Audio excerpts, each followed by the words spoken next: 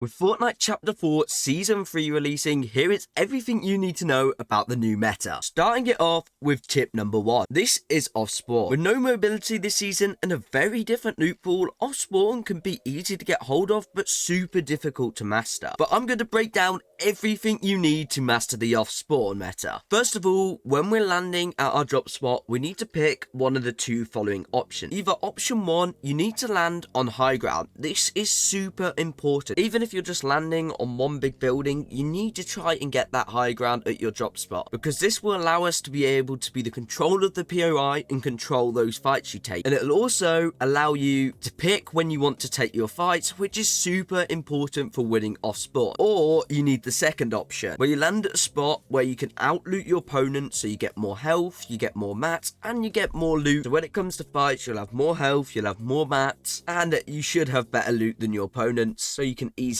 win the fight. But let me show you some examples of some good and also some bad off spawn. So first of all, I want to show you an example of a good off spawn, a time where I have been off spawn at Shady Stilt and I've actually done it correctly. So first of all, we're going to see where I land, and as you can see over this whole POI, this part up here is the ultra high ground, and this is where I actually decide to land. So first of all, I've got a really good drop. As you can see, I perfectly land for this door right here. Know that this tree is here, and just a little tip for all of you guys, if you've got these trees at your drop spot, they are super broken. Have a look around your spot wherever you land and see if you can implement them into your loot route. And from here now, because I've had such a good loot route, I actually have decent loot. I've got decent mats, I've got decent loot, and the chances are I'm going to have more loot than the guy over here, and I'm going to have more mats than the guy over here because of how good my loot is. So this is why I actually do decide to key this guy. And this is the advantage of having that high ground. I can now just come over here and fight him. Now let's say he wanted to come over and key me.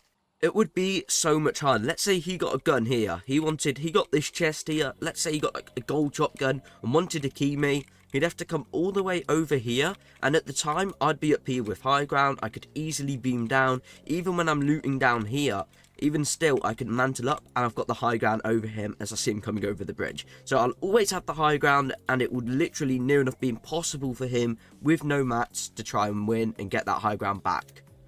So I actually do see this guy inside the building here. I go for the right hand peek, hit him 55 with my shotgun, and then I go up just to try and key him. Now, I saw here that he actually has a drum shotgun. And you're probably asking, why is that important? Now, knowing what shotgun a player has is super important to the way they're going to play, and the drum shotgun is only good when you're in someone's box. So I know this guy's number one thought process right here is get in his box, get in his face with the drum shotgun. It's the only chance I have of winning, so I use this to my advantage.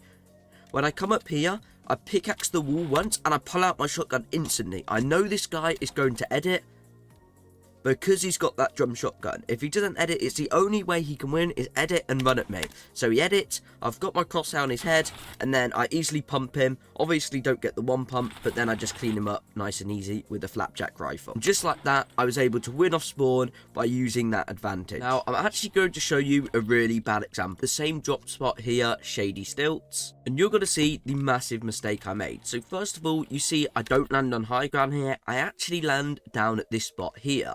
Now, that is fine.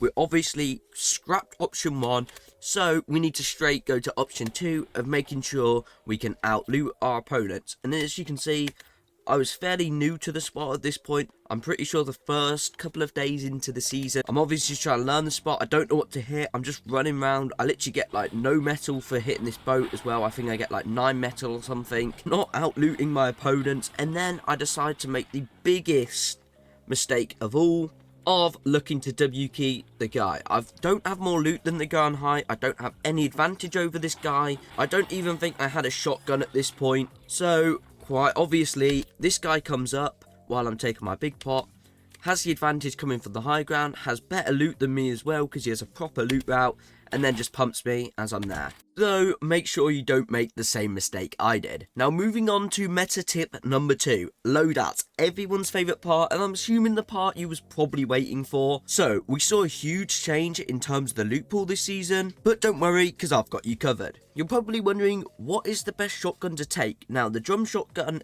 is in the game, we've got the Maven Auto, and we've also got the pump. Now the drum shotgun is a great option off spawn, but as soon as it gets that mid game, it's not going to be consistent enough, especially in build fights and against a good player who knows how to counter it as well. But I've seen a ton of people die to the drum shotgun, so let me tell you a super easy, simple counter, and as soon as you come against a good player, they're going to know this counter. And this is mats. Literally all you have to do is build and keep your distance to the guy. So when you're in a mid-game fight where everyone's got cap, it's just not going to work. What you got to understand, the person with the drum shotgun's #1 objective is to literally get in your box. Like what I just showed you before, I knew that guy's objective was to get in my box. So I was able to counter that by just waiting for him to edit out so I could pre-fire him, get a massive damage shot, and then just win the fight. Now you know his intentions with the shotgun is to just get in your box. Well, it's just like the police knowing the local thief's planned. You can easily shut them down and get that win. Next up, don't take 50-50 against the shotgun. Taking a 50-50 against it is like sending your slowest runner to go chase down Mo Farah. You've literally got no chance unless he slips up. So as you probably guessed, the Havoc Pump is still meta this season. I think for the fact that it's just so dominant for mid game and is solid off spawn and is just solid end game as well, just makes it so hard to counter. And even when you fully put out, you can miss 2 or 3 shots and just hit one solid shot with that shotgun. Just makes it so good in my opinion, and just so much better than the other shotgun, because as soon as you miss 1 or 2 shots with that drum shotgun, you're now on the back foot. He's already 120'd you with that pump and switched to his flapjack rifle, so it's over for you. Now moving on to the meta loadouts, you're probably asking the question like, do I take an SMG if I've got a flapjack rifle? What SMG do I take? How many sets of meds do I take? Do I take a sniper or mythic cannon or even both? But don't worry, stop stressing, it's fine. So in your first slot, before I'd always say take mobility. Every single game I'd say ODM gear or kinetic blade or something that is some sort of mobility, but this season there is no mobility, which is why you can replace this slot with one of the 3 things. Either a sniper, if you're really good with snipers and you always take snipers, they're going to be super meta this season. Hitting a headshot with the sniper is literally just a free win for your duo, or in solos it's just a free kill. A mythic cannon thing, I'm assuming this will probably be gone out of comp sooner or later. Like, it's just so broken, especially in endgame. Scrim servers and stuff are already banning it just because it literally just fully ruins endgame. So it's definitely worth doubling up with your duo with that cannon if it is still in the game, but I'm assuming it'll probably get taken out in the next update. Or you want to take another set of meds. Next up, for slot number 2, I recommend you take the Havoc Pump. I mean, I've already went into it, so let's just move on to the 3rd slot.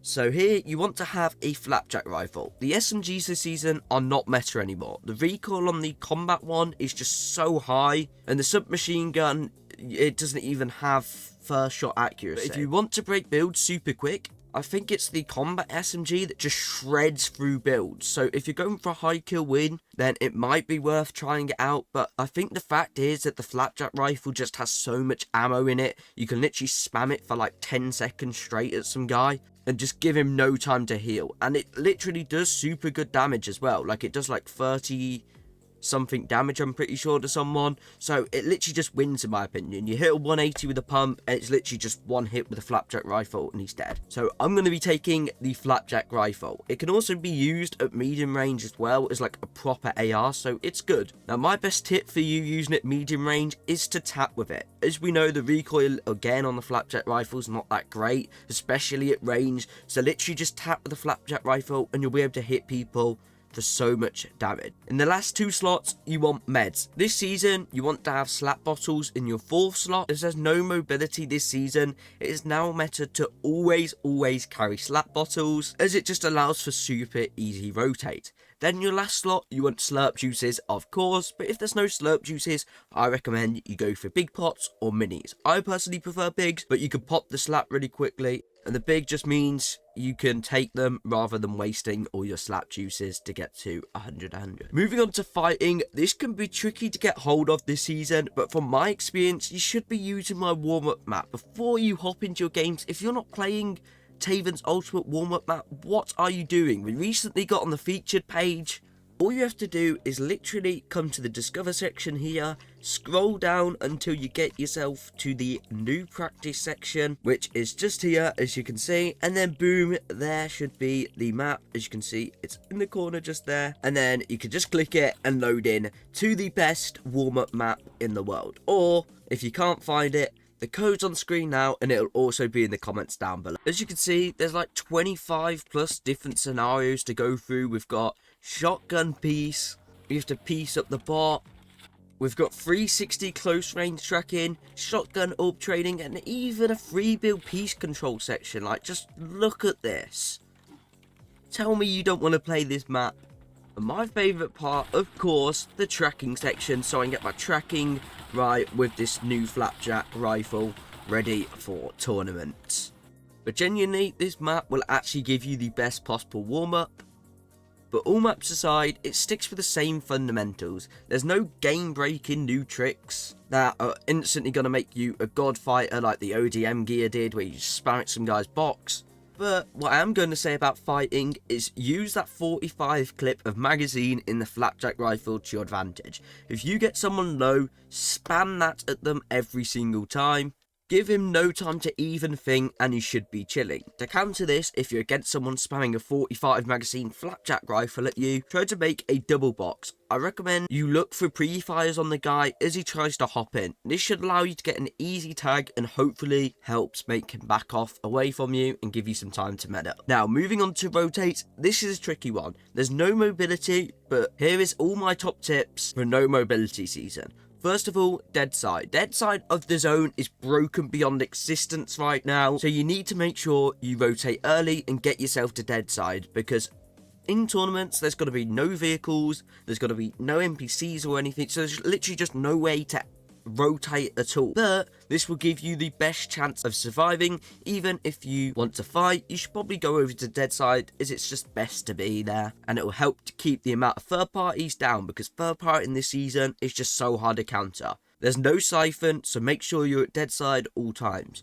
Use slap juices to rotate. Don't be afraid to take 3 sets of meds. With no mobility, it can be super easy to take a ton of damage during rotates, but it won't just be you taking the damage, it'll be the whole entire lobby. So don't be afraid to drop the sniper, pick up a 3rd set of meds if you find you're in a stat game, or if you find you're on a bad side of zone. Anyways, that's it for this video. Please like the video and support the channel by subscribing and commenting on the video. I respond to all comments, even if the comment is high or thank you. I'll drop your comment a like. If you don't believe me, test it out now. And if you like this video, you may also like this video on screen now.